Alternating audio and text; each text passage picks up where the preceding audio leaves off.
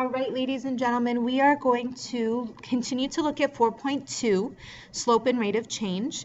So if you could turn to page 6 of your notes and look at question number 1. Now remember, when we did question number 1 today in class, we drew in our slope triangle and we figured out what the rise over the run was, right? So we figured out that the rise was 4 and the run was 2. So we said that the slope was 2, okay? But here's the thing that I want you guys to understand. Really, technically, this coordinate right here is 2, 1, okay? Because it went to the right 2 and it went up 1, all right? And then this coordinate right here is 1, 2, 3, 4, 1, 2, 3, 4, 5. So this coordinate right here is 4, 5. Now, the fact that you guys got 4 right here for the rise is by looking at your y coordinates. This was 5, this was 1. So basically all you did was subtract the 5 and the 1 to get the 4. Okay? And then the run we figured out was 2, and we got that from our x coordinates. So we just took the 4 and the 2 and we subtracted those two. Sorry about that. So we took the 4 and the 2 and we subtract those two and we get the 2. So basically what you're doing is you're subtracting your y values, that's the rise, and you're subtracting your x values, which is the run. So if you look back at page 5, the slope formula, there's 2 of them. There's rise over run, and then the other one is where we're going to subtract your y values for our rise and subtract your x values for the run. So when you subtract the y values, you would take the second y value and you would subtract the first y value from it. So we would say y2 minus y1. But here's the thing that you need to understand. This 2 right here is a subscript. It's below the y. It's not y squared. And this 1 is not y to the first power, okay? Over x2, we're going to subtract our x values, minus x1, all right? So if you guys could go down and let's look at question number 5 and number 6, and then we'll apply the slope formula to question number 7. Just to give you a heads up, when you watch the next segment of the video, it's going to be from an older video, so you're going to see a picture that is not on your paper. You're still looking at the right paper, and the question number might be different as well. When will the slope of a line be positive? Well, the slope of a line will be positive when the line is going up, right? So it would look like this. Sorry, let me just do that. So it would look like this. This is a positive slope. Now, let's talk about the rise over the run. So the rise is positive, the run is positive. So in this example, you have a positive slope, right? This is still positive. Let's look at it a different way. What if I went backwards? The rise is negative, the run is negative. So in order for the slope of the line to be positive, the rise and the run need to be the same sign.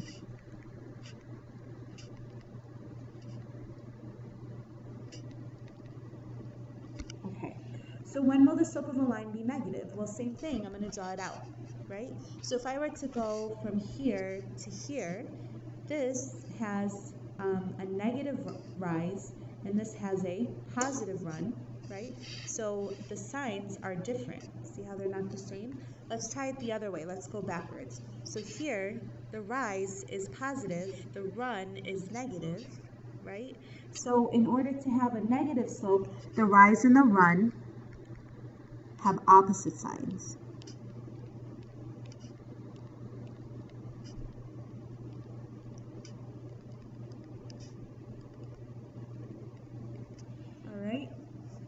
All right, let's skip to question number 7. Determine the slope of the line that passes through 2, -5 and 7, -10. So the first thing I'm going to do is I'm going to write the slope formula, and I'm purposely going to color code it so you can understand where all these numbers are coming from. So I'm going to color code y2 is blue, minus, and then for y1 I'll use red. For x2 I will use green. And then for x1, I will use purple, okay? Just so that you can understand where this is coming from. So right here, if you look at this 2 right here, we know that this is an x value because the x coordinate always comes first in our coordinates right here. So this 2 is my x value, and this is my first coordinate. So this 2, I'm going to call, is going to be my x1 because it's my first x value, okay? So now that means that this -5 right here is my y value in my first coordinate, so it has to be y1. Okay, hopefully that makes sense to you. And then the 7 is the second x value, so I'm going to call this x2, all right? And then this -10 is my second y value, so I'm going to call this y2. So now all I have to do is plug in all of my information into the slope formula, okay? So the y2 is -10. Minus the y1 right here, we figured out, is -5. So it's going to be -10 minus -5. Be really careful about what that, about the fact that it's minus a negative, okay? And then in the denominator, x2 we figured out was 7 minus 2, which is our x1 right here. So once you've identified this information right here, the rest you just got to plug and chug in your information, okay? So this will turn into a positive, right? So you get -5 over 7 minus 2 is +5, so you end up getting -1. So my slope is -1 over 1, which means that it would go down 1, because that's my rise, okay? And then it would go to the right 1, because that's my run, okay? Because this is technically -1 over +1. All right, so in number 8, the first thing that I want you to do is write out the slope formula. So go ahead and do that. Again, I'm going to color code this. So m equals y2 minus y1 over x2 minus x1. Please identify what y2, y1, x2, and x1 are in your coordinates. Press pause, identify it, and then come back to me. Okay, you should have that -5 is x1, that 7 is y1, because these are your x and y values of your first coordinate, okay? And then you should say that x2 is -5, and that y2 will be 9. Okay, so this right here will be y2. So now I can go ahead and plug in all of my information into the slope formula. So I get equals, I'm going to fill in my minus signs so I can have them ready to go. So it's going to be 9 minus 7, just plugging in all the information that we figured out here, over -5 minus -5. So now here's where things get tricky right here. And we discussed this a little bit in class when I saw you guys. So this will turn into a positive, right? So I end up getting, I'm just going to go over here a little bit so I have some room. 9 minus 7 is 2. -5 plus 5 is 0. I'm going to try to divide 2 into 0 equal pieces, which we said is impossible. So that means that my slope will be undefined. Remember, you can never divide a number by 0. All right, let's do one more of these and then we will move on. All right, so same thing, find the slope of the line. So I'm going to say m equals, and then I'm going to fill in all of my information. So I've got y2 minus y1 over x2 minus x1.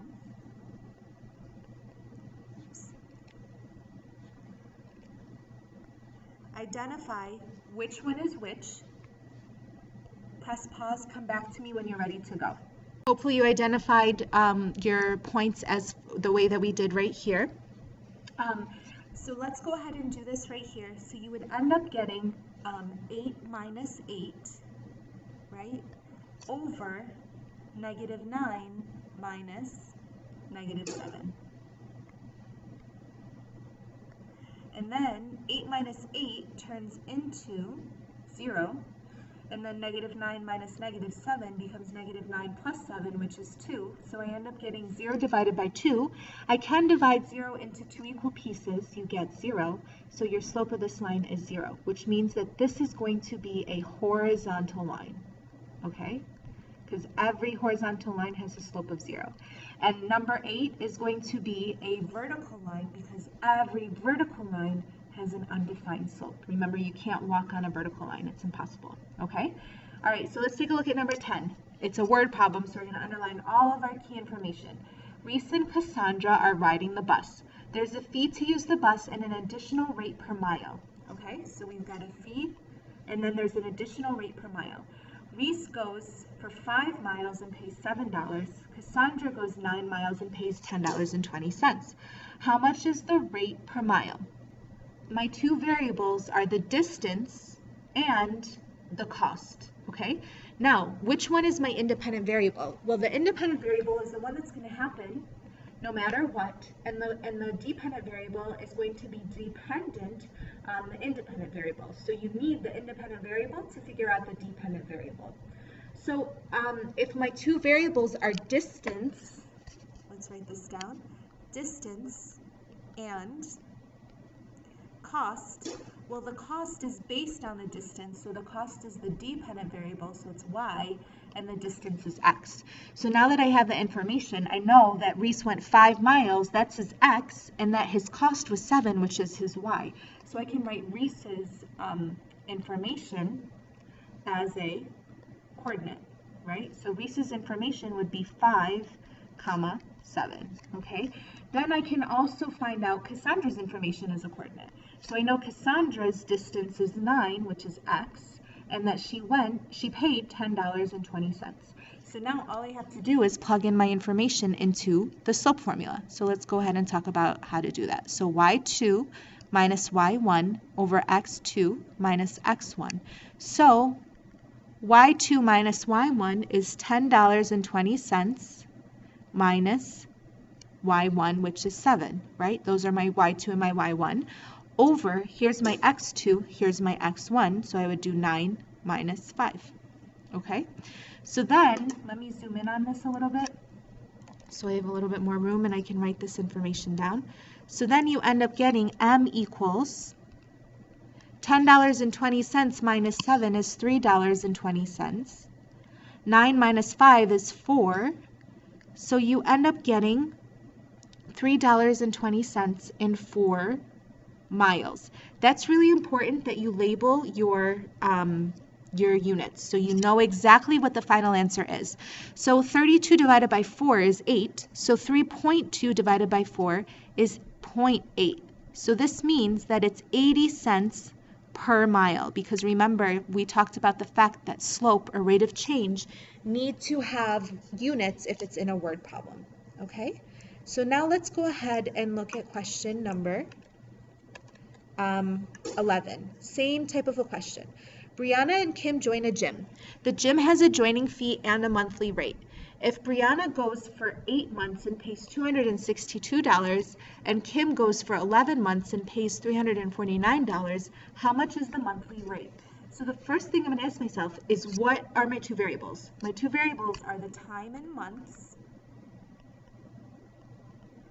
and the cost, okay? Now, the cost, which is measured in dollars, the cost is dependent on the time, so that means the cost has to be the y variable. So I'm going to write Brianna's information as a coordinate. So Brianna's coordinate would be 8 months, that's my x value, and she will pay $262, okay? And Kim's, she went for 11 months, and she's going to pay $349. So now I know that 8 right here is x1, 262 is y1, 11 is x2, and 349 is y2. So I can plug in all of my information right here into the slope formula, okay? So I would end up getting m equals y2, we figured out as 349, minus y1, we figured out as 262, all over 11, which is x2, minus 8, which is x1, okay? So now I'm going to figure out what my answer is. So I'm going to do my work on the side right here. I'm going to figure out what 349 minus 262 is. 9 minus 2 is 7. I can't subtract 6 from 4, so I'm going to have to borrow. So this becomes a 14, this becomes a 2. 14 minus 6 is 8, and then 2 minus 2 is 0. So I get 87. But the question is, this is 87 what? Well, this 349 was dollars, this 262 was dollars, so the difference that they paid was $87. It's the rise. And it makes sense because Kim paid $87 more than Brianna did. And then 11 minus 3, that's easy, it's 3, but 11 minus 8 gives you 3, so you get 3 months, okay? Which makes sense because right here, again, Kim is paying an extra $87, but she gets to use it for an extra 3 months. So now all I have to do with my 87 and my 3 is divide it. So let's go ahead and divide 87 by 3 and see what we end up getting.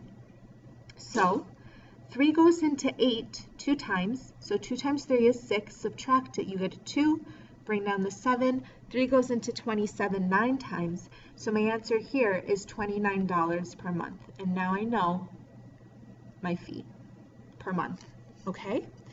Now, there's one thing that I want you guys to understand. You could have done it this way, where you said that x1 was this number right here and y1 was this number right here. That is totally fine. But guess what? You can do it multiple ways. You do not have to choose Brianna's coordinate to be the first one and Kim's to be the second one. Watch what happens if I do the opposite, okay? So if I were to do the opposite, that would mean that this would be x1, this would be y1, this right here, this 8 would be x2, and this 262 would be y2. Now watch what happens when I plug it in. In the numerator, I would end up getting 262 minus 349 over 8 minus 3. And it's fine for me to put it in the opposite order. Excuse me, sorry, not 8 minus 3, I meant to say 8 minus 11. And it's okay to do it in the opposite order as long as if you put the 262 first on top, you have to put the 8 on the top, or on the bottom first, okay? So this ends up being negative 87 over negative 3. The double negatives cancel each other out, so you still end up getting a positive $29 per month, okay? All right, have a good day.